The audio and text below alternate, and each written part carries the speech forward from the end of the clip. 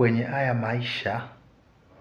haya maisha kuna mtafutaji, alafu kuna yule anayekutafuta. Sasa kuna mtafutaji, alafu kuna yule anayekutafuta. Sasa yule anayekutafuta sasa ndio balaa inakuja pale. Je, anakutafuta kwa nia ya upendo ama anakutafuta anataka kile ulichokitafuta? Anayekutafuta anaweza kuwa nia yake kubwa anataka kile ulichokitafuta.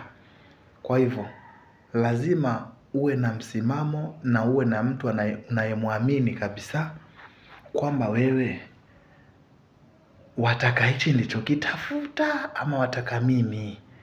Lazima umuulize hicho kitu, manake wengi wao siku hizi wanataka kile ulichokitafuta ndicho anacho muhimu zaidi. Kwa hivyo lazima uwe makini. Wewe unatafuta, kuna mtu anatafuta, mtu anayetafuta, alafu yeye anataka kile alichokitafuta yule mtu. Upo?